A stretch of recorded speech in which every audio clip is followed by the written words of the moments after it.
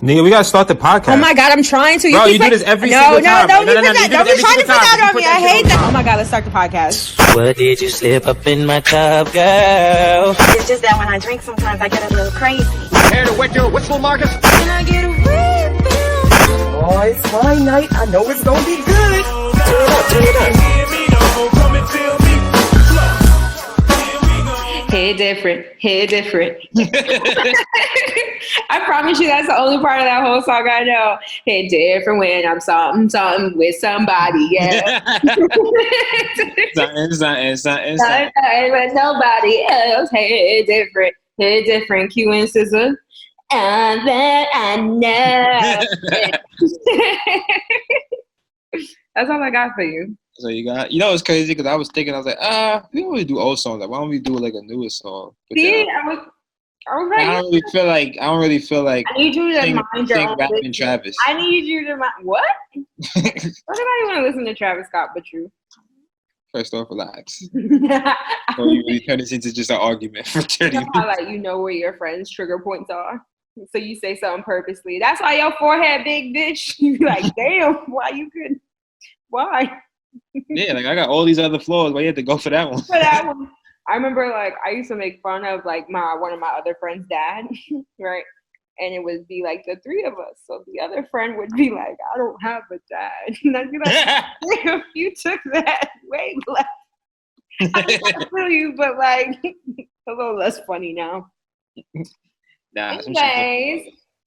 Hi, whiners. How y'all doing? Oh, I don't even think I have the gallery view on. They're probably gonna hate us. I always should I have that? Oh shit. Yeah, so when it records, it just will like flip back and forth the first like couple of times. Oh. But now that it's gallery view, it will show the whole thing. Cause it hit different. Hey, like how I did that, right? Something.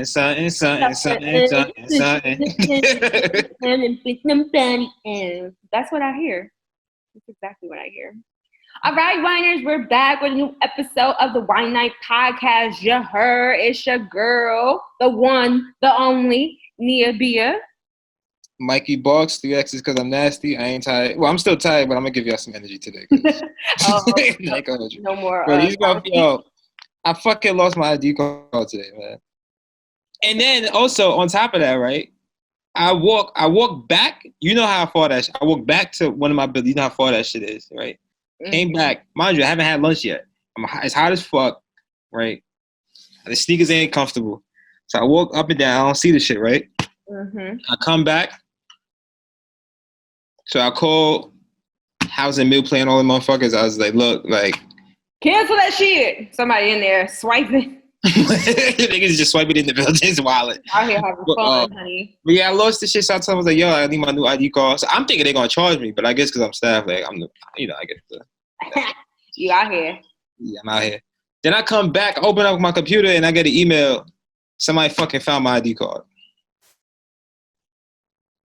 So you did all of that for no reason. So granted, I didn't pay, but still, time spent. Damn, which picture looked better too? The one you took today or the one you took last time? Oh no, it was just a reprint. Oh, that's bullshit. I want y'all to suffer like I had to. That when you go in there all cute for the first one, you lose your ID.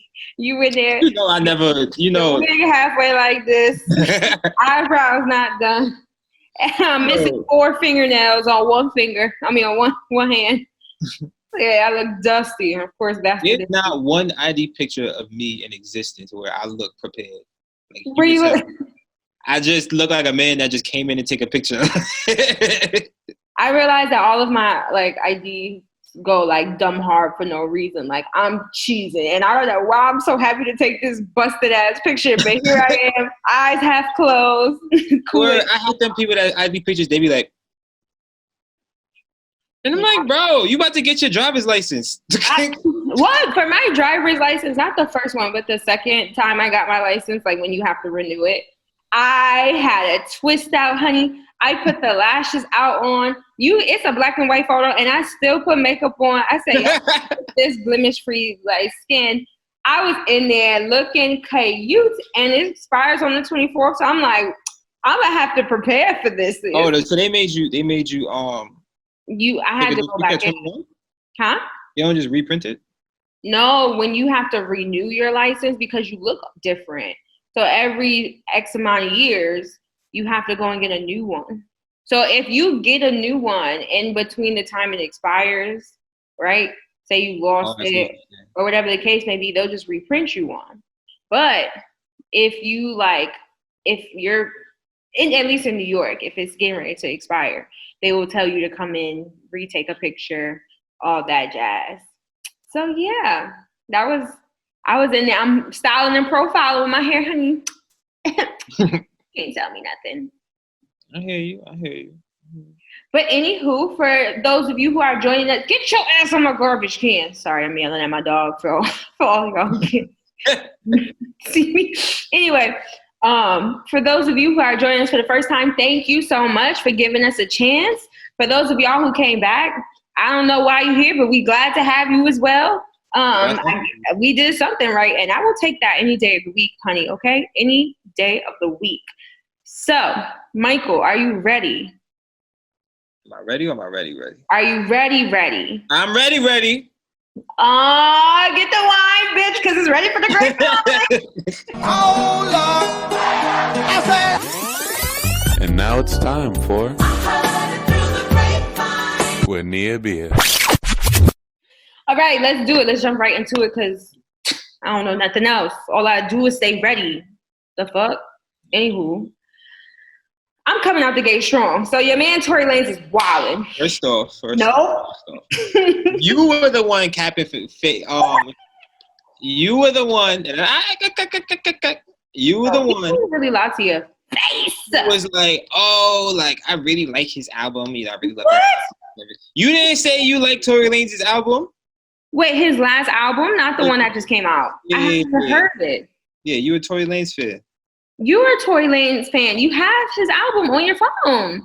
I know because you keep saying the one with him and T-Pain on it over and over and over and over again. That's it. And yes, sir. That's only two. No, you have the album, sir. I have the album because I downloaded. I'm an album. I listen to albums. Okay, so don't be out here just trying to paint me as the only one out here who's fucking. Well, we know I'm trash. There's no. No. Don't make it seem like I'm the only one out here fucking with Tory Lanez.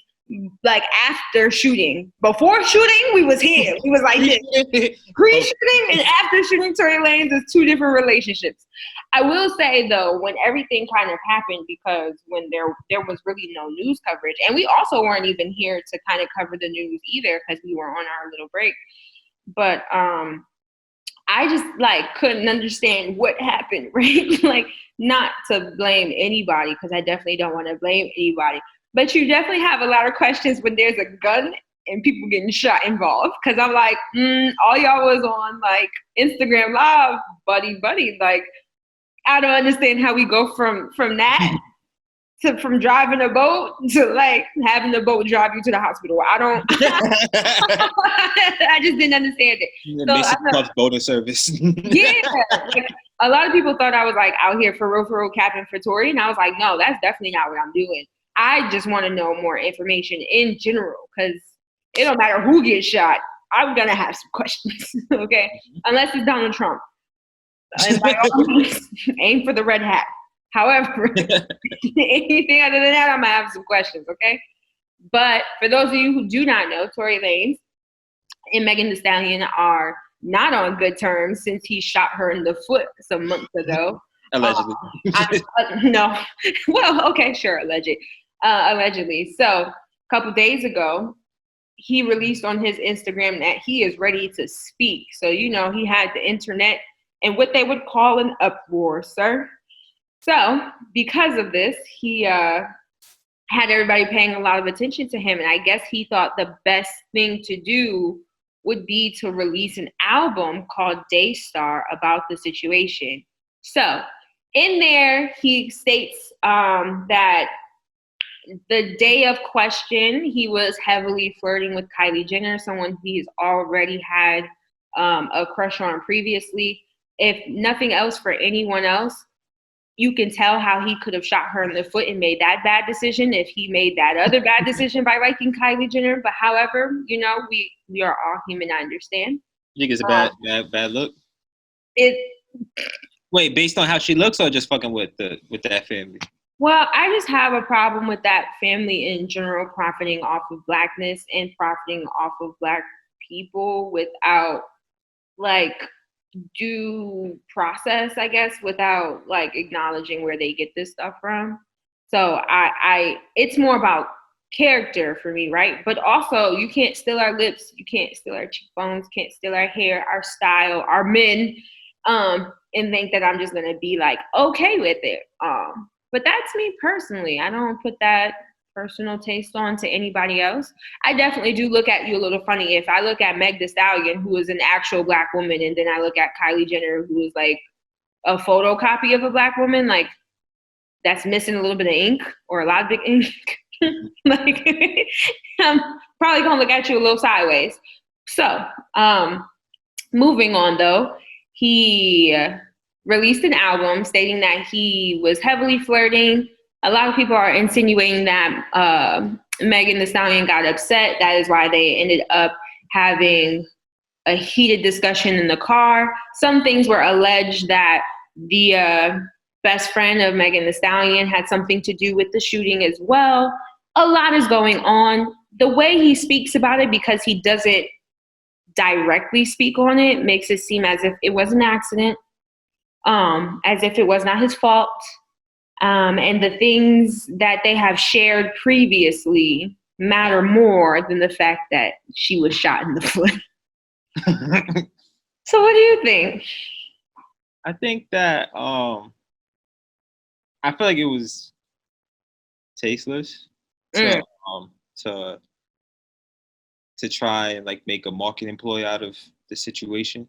Like not even, a lot of people are talking about Breonna Taylor's, the verdict and things that happened the day before. Like if we can cross that out for like a second, right? And just look at this situation in a vacuum, it was just disrespectful to Megan Thee Stallion, as someone that you were dealing with, right? So one, I don't like when people put shit out on blast like that. I feel like it's, again, disrespectful. Just because y'all are public figures don't mean everything got to be in the public eye. Right? Yeah. Y'all can handle that together in private. Well, it seems like they'll be handling everything in court now, but you want to be public, we'll be public. But like again, like I said, like I think it was just tasteless. From what I understand, Meg held it down. So from what I understand, Meg held it down. Like she didn't really say shit. She didn't call the police. Protect him. His sake, right? So like for him to be out here like doing all that, like like I said, I don't know all the details and everything. I can only comment on what I see, and you already know I don't really like commenting on shit like that. But like I said, I just wasn't a fan of putting her on blast like that. Yeah. And also just again, if there was some, well, you can't really call it adultery because they wasn't married, but if there's any, shit like that going on, that's fucked up too. But again, like just trying to make it like a marketing thing out of it and all that type of stuff is bad. It's just bad. It's a bad look. It does seem like bad taste, bad timing as well, because the Breonna Taylor verdict about the officers that stormed into her house illegally came out, I believe that day or the day before. No, it had to be the day before, I believe. And so it just seemed like really bad timing, because the world is just hurt at the way the world treats Black women, to be completely honest. And then you have somebody who allegedly shot a Black woman, gaslighting the shit out of her, saying like, don't you remember what we had? Like, I was just flirting with them girls. I was just gonna get right back. Like, like I don't know if that was a good time. He said that was also the day that his mother passed. And I don't want to say his birthday, but it was another significant date for him, which is the reason why he decided to drop that album on that particular date. I believe the 24th he did. Still, sometimes you got to read the room. You got to read the shit out of the room. And the room was saying, not right now. So he's definitely gotten himself into a few spats with a few notable people. My favorite one had to be the Rick Ross one. I don't know why, but I'm here for it. Here for it all. Yeah, and it was just like, even with the with the talking about like how I was gonna use the proceeds for Breonna Taylor's family or whatever he said it was for, was like, and that's why I'm really big on like everybody's not qualified to have a public platform and speak for Black people and make decisions, shit like that.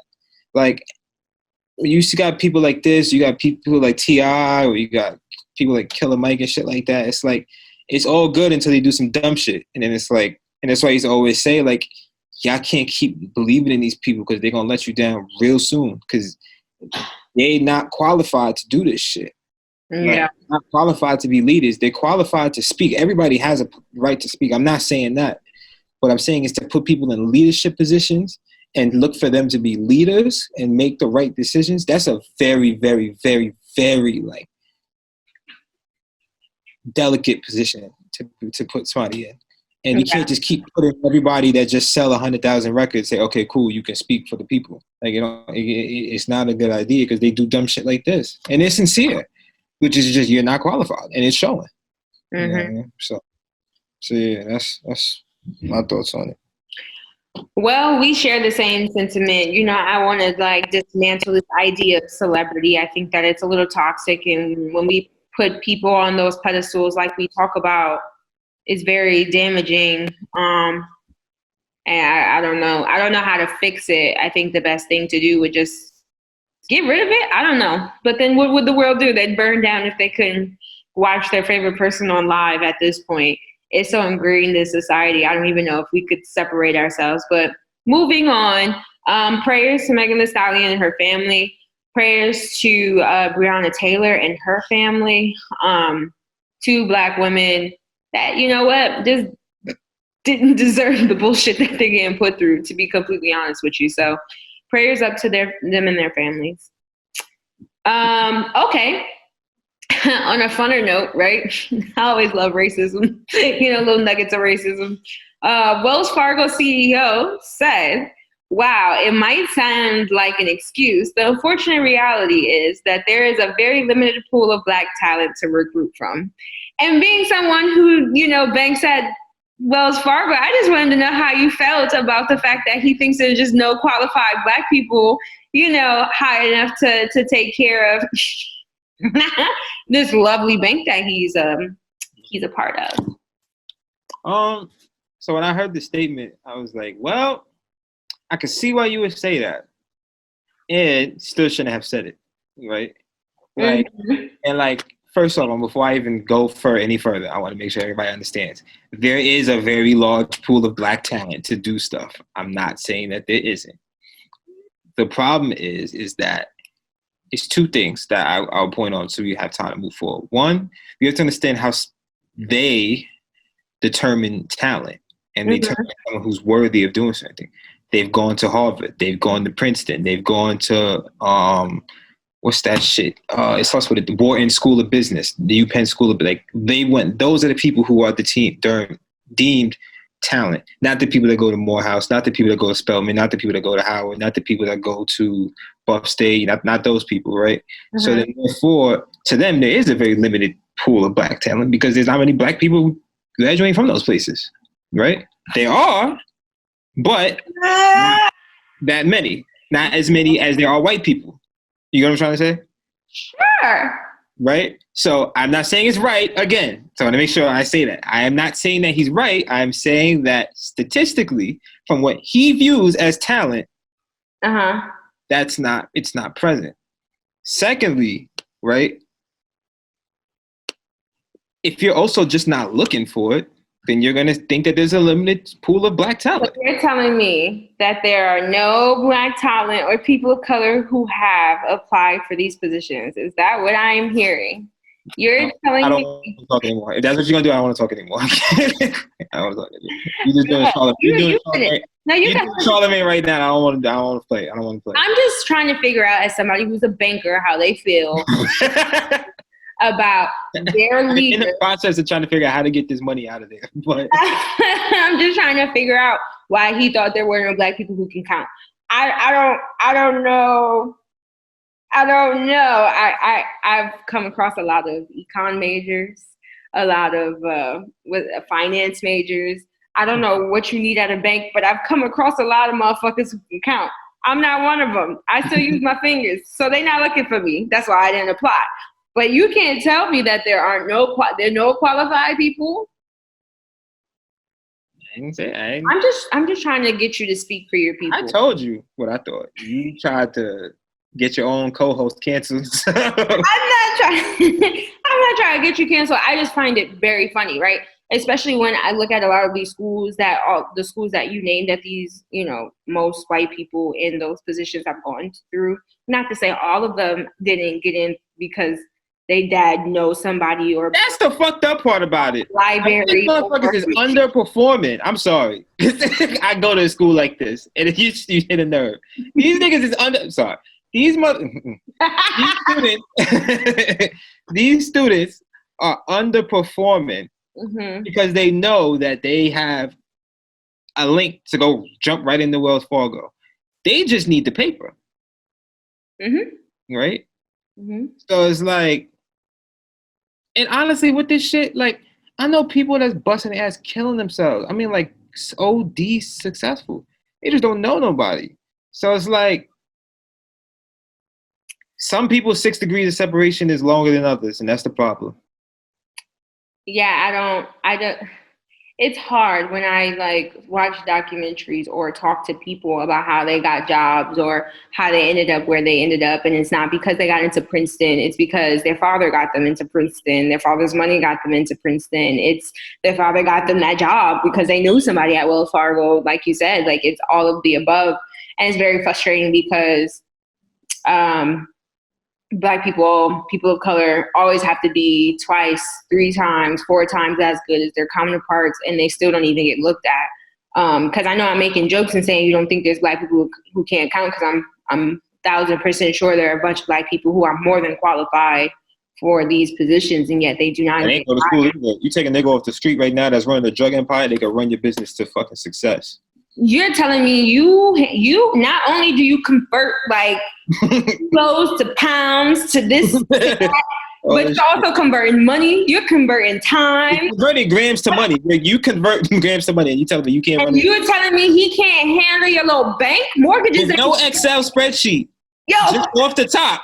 Mortgages ain't shit compared to what he's used to. So I just don't understand where this ideology comes from that they just don't exist. Do they not exist, or are you not looking? And it pains me when you hear all the different stories about I used to put my actual name on there, but then I only started putting my initials, or I used a different name, maybe my middle name or whatever sounds more white, just so I can get a call back. I just read 4 or 5 stories like that over the weekend, specifically after the story came out. And that really does make me sad, because it shows that it's not us, it's you. The racism was blowing it out of his ass on this one. So I hope everybody pulls their money right out of Wells Fargo, not only because they're racist, but they also be stealing money from a bunch of their people that bank with them. I keep telling you, take your money out of that goddamn place. But hopefully now you'll actually do it. Let me ask you this. Do you think that, I always preach the 6 degrees of separation. Do you think that concept is problematic? What do you mean? So the idea, do you know what the 6 degrees of separation is? I do. Right. Do you think the idea that everybody is only 6 degrees or fewer? I've seen some validity to it. I won't lie to you. Okay. Because I've never seen it go wrong. I've tested this. I haven't either. 26 years of living. However, at the same time, I recognize that for me, my degrees are much shorter than a lot of other people because of my level of access things I've been able to access. So my 6 degrees became considered. You saw just this weekend how you were able to say somebody's name, and I was able to say, oh yeah, I know, I could get in contact with that person. Literally, I'm only 1 degree away from that person, right? As opposed to other people who weren't able to join my fraternity or didn't have the money to join, didn't have the time to join, whatever the case may be. They don't have that level of access. So I start to think I preach this thing so much, but am I kind of, in a way, being classist? I wouldn't necessarily think so. I think you would be classist if you were, I guess, keeping your ability to connect people only within a certain group. Okay. You know what I'm saying? So if it's kind of like what's happening at Wells Fargo, right? Like if somebody comes in and they're more than prepared for the job and you have the tools to connect them to that, help them get in that position or whatever the case may be, but you don't, maybe because they don't have the same education as you, maybe it doesn't look exactly the same, or maybe there's something lacking, but your friend who is not as good, whatever, all they are is your friend, and you put them in that position, then yeah, I would say you are perpetuating in that particular type of system. But if you are sharing the wealth with your brethren that look like you, I don't see what the issue is in particular. Because 6 years of like separation doesn't mean that you're actually doing anything. It just literally means that you are how many ever degrees from whatever person that you mentioned. But I do get your point, right? Like, if you're keeping your resources to yourself, or only people who look like you, or only people in the same, boat as you, economic class, whatever the case may be, then yeah, you ain't shit. And Can we talk about the Michigan shit? Okay, fine. So the University of Michigan, since Michael like little nuggets of racism too. So the University of Michigan had a lot of outlash recently because they had a group of students in a particular organization. I don't remember the name of it. However, it was a whites-only discussion. I couldn't even get it out. Let me try again. It was a white-only discussion. Okay. It was a white-only discussion group, and they only wanted white people there so that they could have a conversation about whatever it was they felt they were being oppressed by, right? So they felt as if every other person of color, Black people, LGBTQIA people in general just had their own space, and they wanted to provide the same type of space for white people. And I would like to say that there were a lot of people at the University of Michigan who did not agree with the same type of sentiment. Now, me personally, I don't know why you need a space when the whole world is yours. However, I'm open to hearing other points of view. That's where you come in. So I was under the impression that it was about white people getting a chance to process their privilege and shit like that. I thought that's what it was about. And if that was the case, then I believe that's very valid. I think a lot of times we try to lump white people in to POC conversations and Black conversations and shit like that, when it's like, no, y'all motherfuckers need to go in there and freely talk about your problematic shit the way that us, cisgender people get to, the way us heterosexual. The problem is that we don't intentionally put people in those rooms to do that. And they never have these conversations. We're always like, why the fuck did they never think about these things? Well, we never give them, not say give them, but we never make them do it, right? We lump them in with everybody else and say speak when obviously not going to feel comfortable doing it, right? So if that was the point of the space, then I fucked with it. I mean, I think it's still hard, right? Because it's one of those things where, again, the whole world is yours. So then why do you need to designate this space for a whites only group? Like, I get a little nervous when y'all anything white only, I get it. When y'all by yourselves, like every time y'all by yourselves, like slavery. I'm back outside with white hoods on, so camps, like the Holocaust. I don't know, like white people, like whiting, just kind of scare me sometimes. You know what I mean? Like if it's not done with very intentional, I guess you could say, very intentional. That I don't know. It still just sounds very strange to ask this, especially because as people of color, we do still welcome white people to come and have these conversations. I think what makes me even more angry is that a lot of the time when we have conversations and it's a mixed group or it's a Black only group or I don't know, LGBTQ only group, like y'all come and then don't speak, right? Like you don't share your point of view. And I think as important as it is to be an ally and do that in your groups, it's also important to speak in our groups, right? Like, we want to know, like, what y'all think, what y'all talk about, like, why is things the way, like, own up to maybe some of your own biases, blah, blah, blah, blah. So I can see the benefit in having a whites only group, but I think that it definitely rubs a lot of, like, the whole nation the wrong way. The whole nation. Because soon enough, it's gonna be majority POC, right? Before it's white in terms of who's living on this in this nation. So I think we have the right to feel some type of way with the history that comes with that, right? I don't know. It's a really sticky situation. What y'all gonna talk about? Like, y'all really gonna get real about it? Like, if y'all get real for real, like, y'all really dig deep down, then I could go, oh, okay. But if it's one of those things where you're just crying because you're upset that the left did this and the blacks did that and the Hispanics playing that music again, I don't know, whatever white people get mad about. Racist white people, of course, let me specify, because there's some people who just think I hate all white people. I do not. I don't hate anybody, to be completely honest with you. Trump is making a good case, though. Like, really. But that's the thing, though. Like, you know what? I could fuck with the space if they sent a white in there that I trust to moderate it. Okay. Like, I'm not saying, like, if you send a motherfucker in there that I trust, then okay, bet. Like, I know they're either gonna get the conversation going or they're gonna shut this shit down if it's not going nowhere. Like, I know that somebody's in there that's going to handle business. But again, like, what would you described? I don't, because what you're doing right there is sorry, go ahead. No. Like I said, I don't know. This article came out a while ago, so I do want to apologize to you and the listeners for not being 100% aware of what the situation was, because I can't necessarily remember it too tough. However, the sentiment, regardless, was that it's unnecessary and it's very harmful. It's triggering for people. Yeah, I can see that. For sure.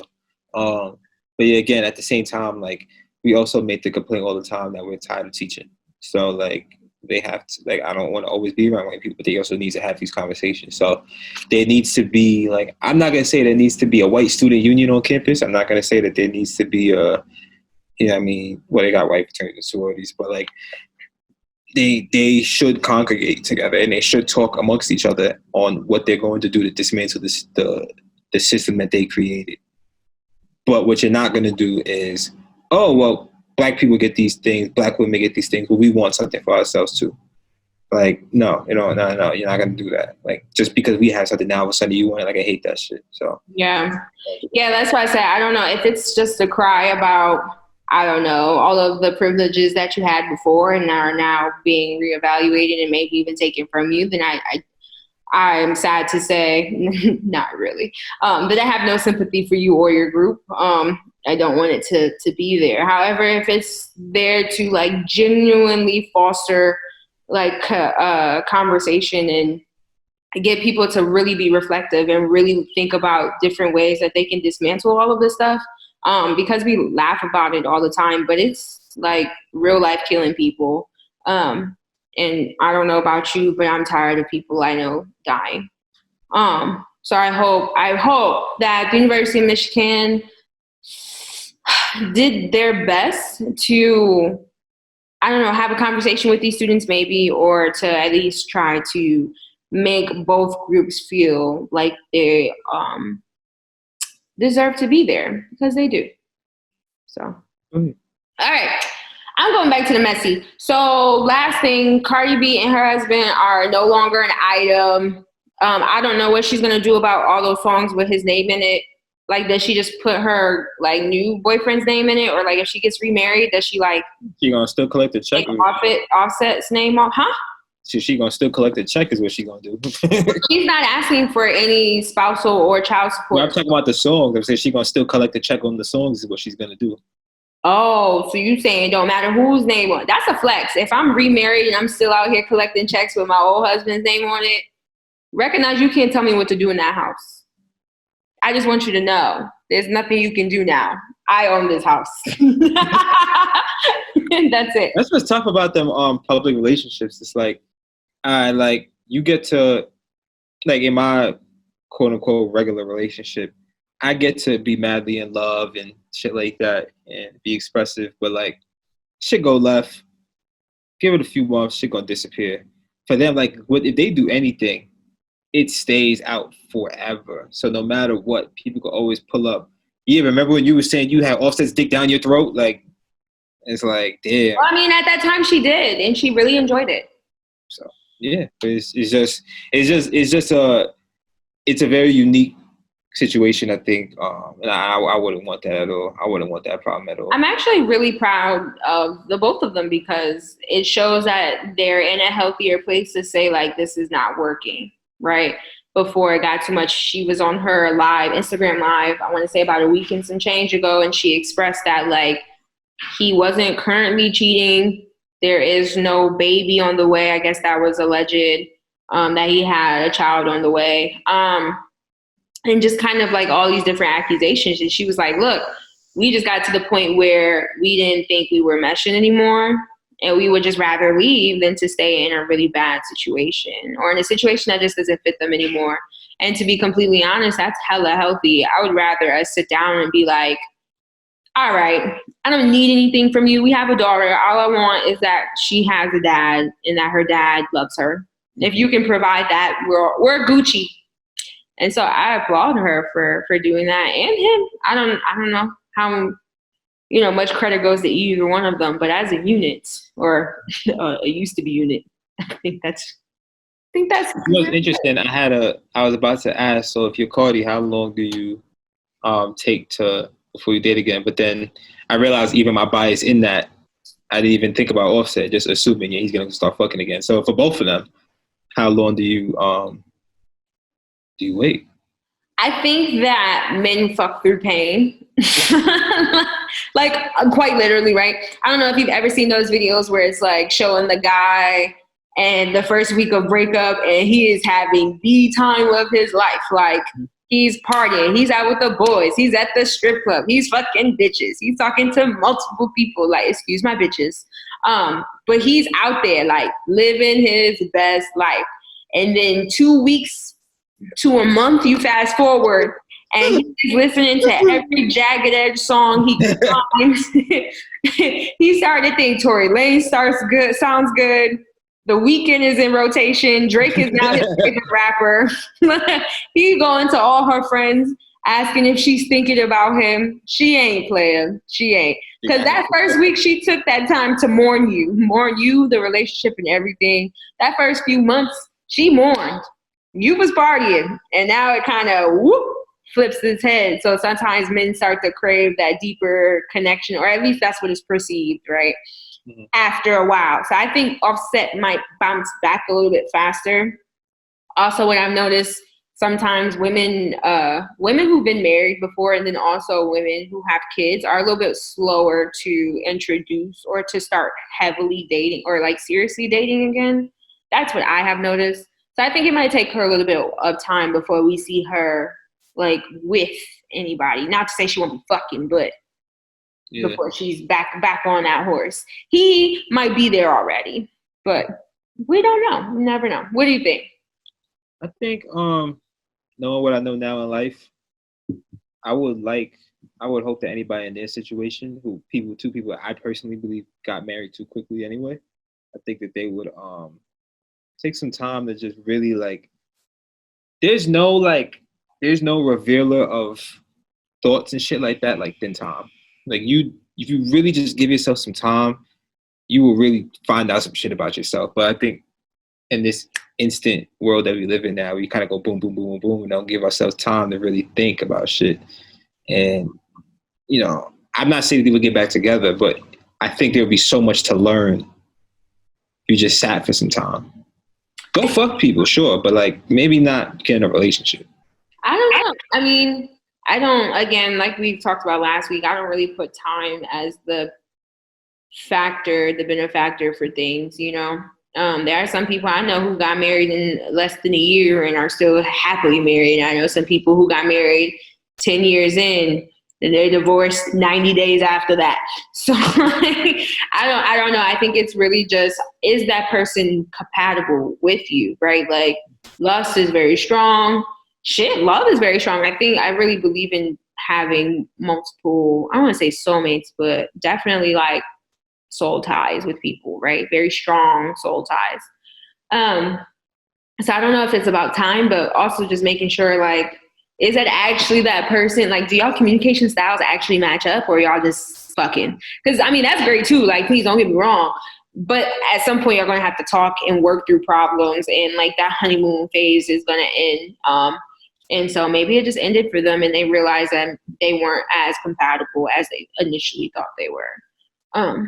So best of luck to both Offset and Cardi B, and definitely to the little baby Culture. She is so cute with her little Birkin bag. I ain't see a little Birkin bag. I had to shake my head because the Birkin bag. Okay, honey, I am 25 and I don't have a Birkin, but she's got multiple. Okay. Oh, so you was talking about the same Birkin that you were saying, why they buying that little baby a Birkin bag? Because she don't want that Birkin. I mean, it's still a fucking Birkin though. Like, okay. She don't want that Birkin. Let me tell you something. All you motherfuckers that be going all out for y'all kids, all they really want to do is face plant into the cake that you bought, eat a bunch of candy, and run after they friends. If they two, let me tell you something. My child turns 1, that'll be the smallest get together you've ever seen in your life. Drop the toys off at the door and keep it pushing. She ain't gonna remember none of this. It will be a family affair. It will be very calm, very calm. They won't receive big gifts until they can remember that they received big gifts. That's how I personally feel. So you spending thousands of dollars on a bag for a toddler that's gonna put Cheetos in it. Like, I mean, like, what else she gonna put? She gonna put her little like toys and Cheetos, and that's pretty much it. She might leave it somewhere at the store because, yeah, what the fuck she carrying a purse for? But it's still a Birkin, so okay, Culture. Shout out to her. This whole episode is dedicated to Culture now. So, boom. I'm done. Let's go. All right. You done? I'm done. All right. Well, after the taste, you had the first taste. Now it's time for the aftertaste, right? I got your taste. You're nasty. Yeah, I am. All right, stop what you're doing, because I'm about to ruin the image and the style that you're used to. Hey, yo, listen to Mikey Barxxx Not the aftertaste. on the Wine Night Podcast. All right. So, I was sitting on the toilet today thinking like, damn, like, what do I want to talk about? That's crazy. Like, what do I want to talk about? I think I have my best thoughts while I'm on my throne. And I was like, you don't really have to live the music that you listen to. And like, what I mean by that is like. So you mean I can't like be in the car? No, you can, but you don't have to. And what I mean by that is, just back in the day, like when they used to always tell us, stop trying to be the gangster rappers and shit like that. Stop trying to be a thug. Like for us, like when I was a basketball player, like stop trying to be a thug, just be a basketball player. Stop trying to live the music that you listen to and shit like that. Don't try to live that life. I think a lot of times now I see a lot of people trying to live I'm speaking mainly about men, trying to live the life of these trash ass R&B artists in their real lives with the women that they're dating. And it's like frustrating because it's like, you can appreciate a song, right? You can appreciate a life. I mean, a song, like a life that's being told in a song, right? Like I can appreciate Party Next Door. And it's not mean I have to be emotionally manipulative. It does not mean that I have to be like serial cheater. It does not mean that I have to, just be a liar. Not saying that that's all Party is, but it's like with that style of music that's come up with The Weeknd and Party and all those, like, what do you call that shit? Like neo R&B or some shit? Like, I don't know what the fuck you call it. That's trap R&B, ain't it? I don't know. I don't know. But that sound right there, like, I just feel like in general, everybody's like glorifying being trash. Like the music that we're listening to. And it's just like, yo, you don't have to like, why don't you be better than the music that you listen to? And like, again, like I never used to be like, oh, music has an impact on what you do until I started to realize like, yo, depending on what the musical, I don't know if the music is mirroring what the people are doing or the people are mirroring what the music is saying, but it's like there's clearly a correlation. It's been 20 to 30 years of hip hop now, hip hop and R&B in the Black community, and the two are correlated. So first of all, I guess we could start there. Do you agree that there's a correlation? Yeah, but I don't know, like you said, if it's the chicken or the egg that came first. You know what I mean? Like, or maybe we do know, like maybe hip hop came from, it came from the culture. So I guess technically the chicken was first, right? Or the egg, I don't know. The chicken came first. I don't know. Well, I would say that we're following the music because, and here's what I mean. Yes, for some people, right? When they make the music, they're telling their life, right? But that's one person. That's one group. And that's one person, maybe that group that they're from, that region that they're from or something like that, right? But then what happens is when it becomes mainstream and then it starts to touch everybody, then those people, the masses now, are following that music. So granted, at one point, yes, the music was mirroring the people, but I think once it starts to reach the masses is when the people start to mirror the music. And that's when you start to see, I can see that. People all over the country, dressing like people from places that they're not from, or using slang from places that they're not from, because that thing started to reach the masses now. So like, again, like I think about, when gangster rap was a thing, and boom. Remember when Lupe came out, everybody was a skateboarder. You know what I mean? Then like, move forward a little bit, Drake comes out, everybody's in their feelings and talks about how they feel, and everybody's open and shit like that, right? So I don't know, it just starts to get me frustrated because it's like you can appreciate that without having to actually act like it. And I think sometimes that people start to act like the music that they're listening to. Might be a shitty hot take, I don't know. I don't think that's shitty. I mean, it's just, again, I don't know. If we're saying 2020, like, what does it look like? Like, who came first? I don't know. Like, I would love to say that the music is mirroring what's happening in the time, but like you said, I think sometimes the media in general definitely influences how we dress, how we speak, what we eat, and shit, where we go, like how we have fun, what we value, what we don't value. So I think it does a little bit of both. I think that there's some genuine music out there, and I think people can tell the difference, right? Like somebody who's genuinely about whatever life they're talking about versus somebody who's just a spectator. I would hope, however, that doesn't always happen. And I think it does have some very dangerous like concepts. I think in terms of dangerous lifestyles, that's where I kind of get a little bit worried, right? Like you don't need to take the perk. A lot of them not taking the perks. They're really not. Like I really want y'all to know that they're really not doing the All drugs. of them are not on drugs at least as hard, or those hard drugs they're talking about. They might smoke a little weed, but who don't? Listen. Right. So it's like, I don't know, like you don't have to cheat on your girlfriend. They're married. I don't know. It's one of those things where it can be very dangerous, right? If people are not able to differentiate, like, oh, this is specifically for mass media and not necessarily like the truth. Mm-hmm. So I don't know. I'm on my Angela Davis today, so I couldn't tell you. So then with that being said, right, do you think that there's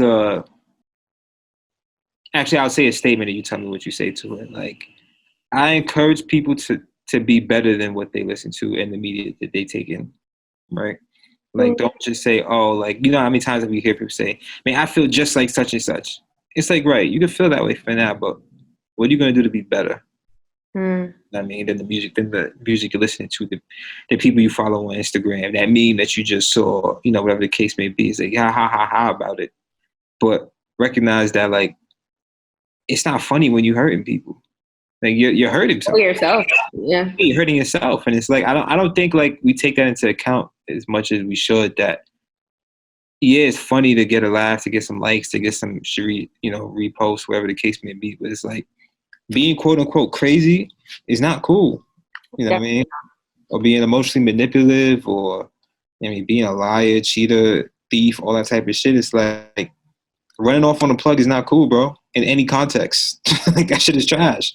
So it's like, I don't know, man. Like I think we had that conversation earlier about, or couple days ago, I was telling you how I'm trying to distance myself from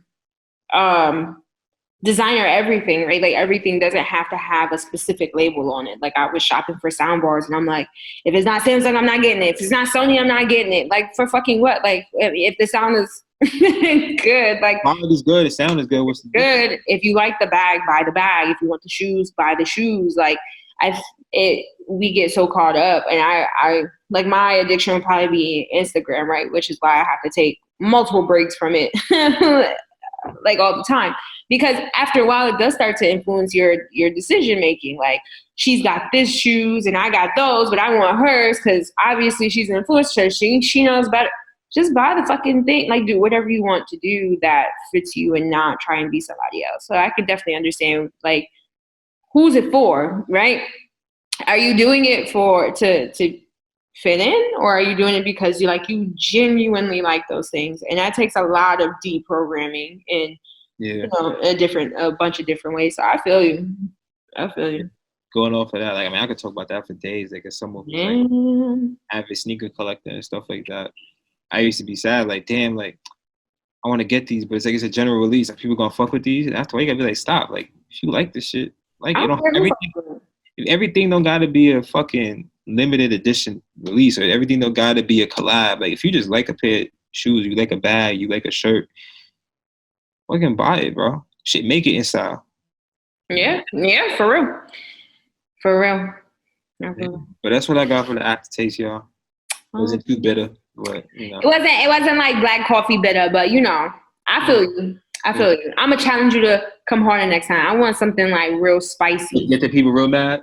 Oh, get me tight. I'm gonna find something about black women. No, I'll come back next week, right? And so we're moving on to how black is your berry. We interrupt this program to bring you Black, y'all, and I'm black, y'all, and I'm blacker than black, and I'm black, y'all. Are you sure about that? Older the berry, the sweeter the juice. The blacker the berry, the sweeter the juice. How black is your berry? So for those of y'all who don't know, this is where people are put up on the chopping block, and we are determining if their black card will withstand the test of time. Okay, we are putting them on the chopping block to see if their berry is translucent or as black as it can be, honey. If I squeeze you, what does it look like? What does it come out like? You feeling me? I feel you. You not feeling me? Listen, This week we got Mr. Charles Barkley on the up on the chopping block. Now, first of all, I already know his shit was translucent a long time ago, but I'm gonna put him up here because I can't stand this man. He was back in for a while. He tried, and that's why I ain't say nothing. Laugh enough, they'll forget the dumb shit you said. We're too fickle. Man, listen, because black people are just so forgiving. I hate that. Everybody else gets the right to be angry except for us for a very long time. Like, we the only ones who gotta like forgive and love and all this other stuff. Fuck all that.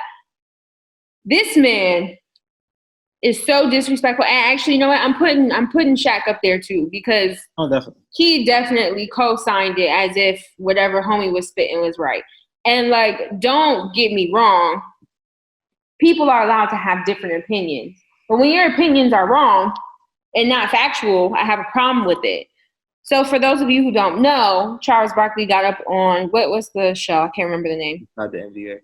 Thank you. Inside the NBA.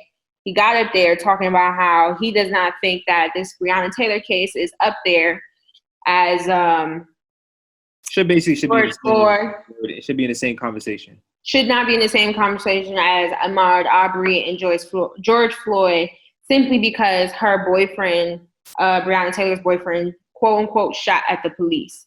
So I got multiple issues with this one. One, if somebody breaks into your house and you are a legal gun carrier, I don't care if you're not a legal gun carrier. Somebody busts into your house while you are sleeping or watching TV. I believe they were watching a movie. Would you or would you not defend yourself? If I'm a gun toter? Coming from the same exact man who said he kept a gun in his car his whole entire life just in case some shit popped off. So that's one. I have a problem with that. People are going to defend themselves. You coming and busting into my house, I'm going to defend myself regardless. So nobody should die in that situation if you did it properly. You wanted to do a no-knock, right? And people lost their lives. Somebody should be held accountable. That's one.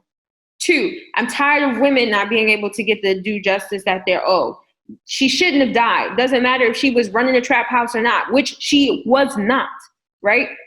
Doesn't matter what she was doing. It doesn't matter if he shot at her or not. It's an unjust murder. Just like Floyd and just like Ahmaud and just like every other person out there. Black women deserve to get the notoriety that should be ours. Like, I don't understand why we even have to fight and argue about shit like this. That's not fair. How come somebody dying unjustly is different? We could have said Ahmaud should have been running through an abandoned house or whatever it was that he was running through. Because of that was somebody else's property and he deserved to die. The fucking world would be in an uproar. Black men would lose their mind if we said some dumb shit like that. Don't take our stuff away from us. Our pain is real. We deserve to have that pain, and we deserve to be recognized for the things that are done unjustly to us. So that's the second thing. And then the third thing, right? I have such an issue with Black men who don't defend Black women, right? I have an issue with Black men who don't defend Black men just because they don't fit in whatever idea you want them to fit in. You're either with us or you're against us. And I don't have no problem kicking you out, bro. I have no problem. I have no problem doing it. I tried to take my time because I didn't want all my emotions to come out during this time, right? Because I am a Black woman, so it hits a little closer to home. But injustice is injustice. And that should be it. That should be the bar. That should be the foundation. Injustice is injustice. I shouldn't have to argue about her being a Black woman. I shouldn't have to argue about the fact that they had the right to protect themselves. I shouldn't have to argue about any of that. And until we all get to that point, we're gonna struggle a whole hell of a lot, personally. There was an article that just came out that said that the Breonna Taylor's boyfriend didn't even shoot the officer. There was one officer, I believe, that got hit. It wasn't even his bullet. So now what? Now what do we do when someone busts into somebody else's house and they just start shooting? What do we do? He didn't shoot it. He's saying he didn't actually connect. It didn't hit anybody. Oh, so he's saying he didn't shoot, he just didn't connect. Right. The ballistics report from the one that I read showed that he shot at the floor. A warning shot, not even at anybody. And they came in and they just started spraying, to be completely honest with you. You're actually supposed to, when you own a gun, even that's the one thing people don't even know. So I can't remember who was explaining this to me, but it was like, you're supposed to shoot a warning shot. Yeah, so he did everything he was supposed to do. He did everything he was supposed to do. And not only, and you know it's wrong, one, because they paid her family $12 million. You know it's wrong because they tried to get the ex-boyfriend to lie and say she was running a trap house. You know it's wrong because they tried to pin the shit on her boyfriend. You know it's just wrong. You just know it's just wrong. Yeah. So when you have all of that, when you have all those facts, and you just don't care, because of whatever classist, whatever racist, whatever bias, whatever it is towards Black people, even if you're all Black, it grinds my gears. So I'm sorry for taking up all this time for this section, but it really pissed me off. I just want to give like a huge fuck you to everybody who feels that way about Breonna Taylor. Huge fuck you. And to Charles Barkley, taking away your berry. It's gone. We don't even get to check what color it is. We're just gonna take it away. It's gone now. That's all I got. I feel you. I like we had the conversation the other day, and like I said, all this would have been avoided if we didn't do no-knock warrants. No-knock warrants is in it. When you think about the concept of a no-knock warrant, and you combine that with stand your ground laws, what you're asking for is a gunfight. Yeah. So you have to start thinking about, not say we, because we aren't the ones that create these laws, but whoever are, you need to start thinking about what situations you're creating.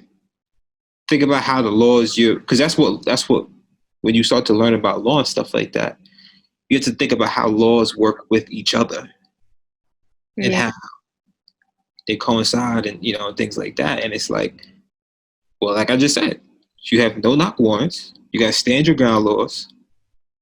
Well, what I'm supposed to do. You know what I mean? And then at the end of that, after that gunfight, then you got the what you call that shit, the immunity. Mm-hmm. So who knows that? Who walks into that situation knowing that they're fine? I couldn't tell you. The police officer, because they have the immunity, so they know. They know.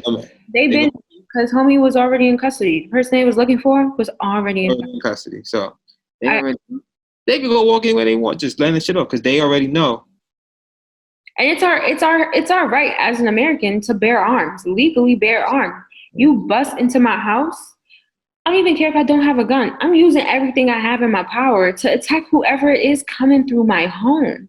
Late at night, I can't see you. They're banging on the door, and the boyfriend says that they asked who is it multiple times. Multiple times. They said, like, make yourself known multiple times before he shot at the floor. At the floor. You had so many chances to get it right, and you chose not. You chose not to because these black lives were just not more significant than whatever it was you were trying to prove. And when you don't take the time to really look and research this stuff, you make really harmful statements. And it sucks because our platform is not big enough where we will reach the masses like his reached the masses. So how many other people are thinking it's okay? It's their right. And her life was taken away. It's hurtful. It's very hurtful. So, and, to say my part, again, we say a lot about vote. Yes, 100% true, vote. And once we put whoever we put in office, it's our responsibility to hold them accountable to do what they ask them to do. Or if it's not the person that we want, we still do what we can to hold those people accountable and make sure that the Citizens Review Board in your community is doing what it's supposed to be doing. And if it's not doing anything, you start calling people asking, well, why is the Citizens Review Board that you gave to us does not have the power to do what it's supposed to do? Yeah. And all these different things. It's a very there's a reason why they don't teach us all this stuff in inner city schools, because they don't want us to actually be able to use our voices or actually use our ability to vote. They don't teach you how. I didn't know what Citizen Review Board was until I turned 25. So it's like there's all these ins and outs of living in American society that we don't learn. That you're supposed to just learn at home. But I don't have a white family that's been living in America forever. I don't have that. So therefore, I need my school to teach me this.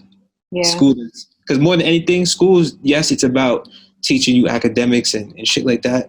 But more than anything, school is about socializing you to live in our society. That's what school really is. And if they're not teaching us how to properly do our taxes, they're not teaching us how to get those tax breaks that everybody else is somehow learning how to get. They're not teaching us how to store our money in offshore accounts so that we don't get, you can get, avoid taxes and shit like that. We're not learning how to read what's a good loan, what's a good mortgage, what's a bad one. We're not learning all that stuff.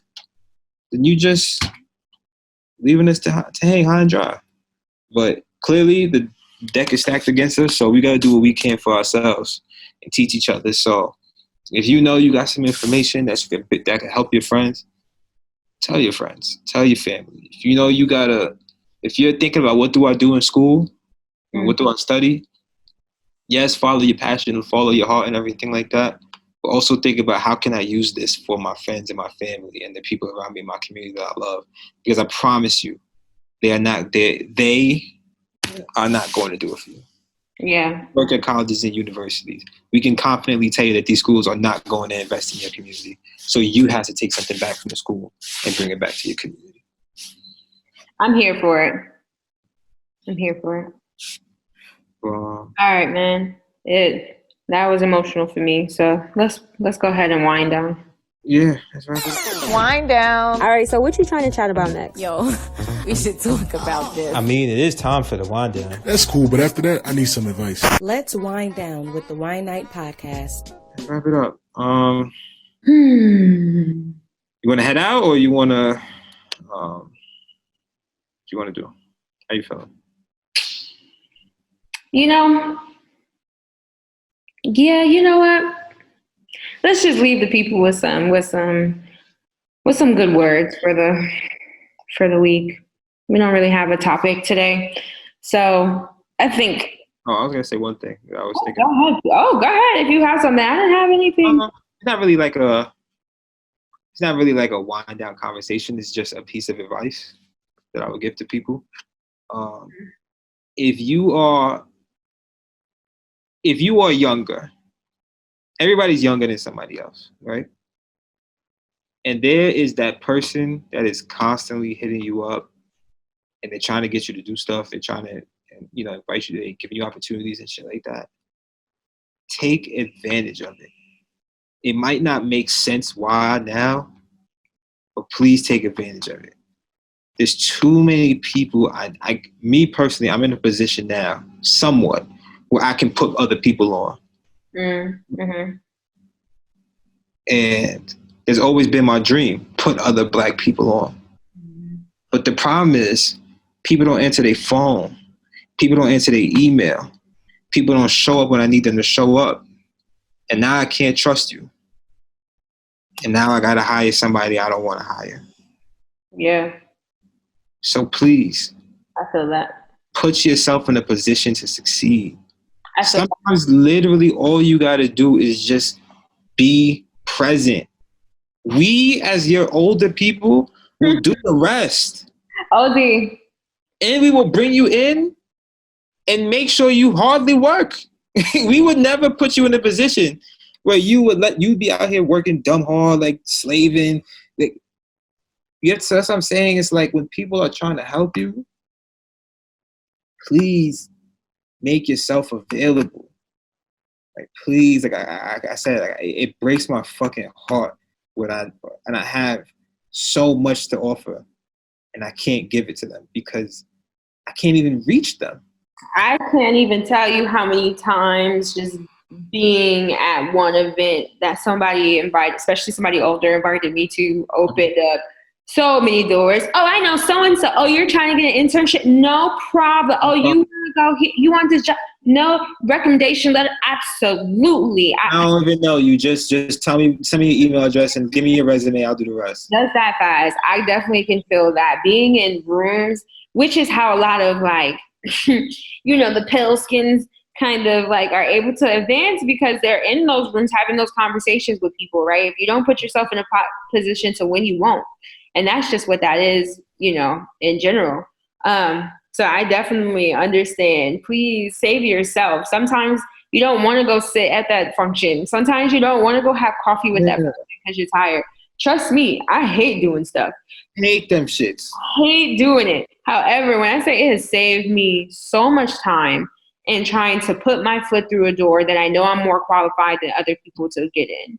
They see the light in you. That's why they're reaching out to you. Don't dim it because, like you said, you didn't show up to that coffee lunch and they've been begging you. Old people will tell you now. They'll let you know when you've been dodging them. So you better let. They will grab you. They will grab you. You definitely better. I'm not that yet. I'll let you go.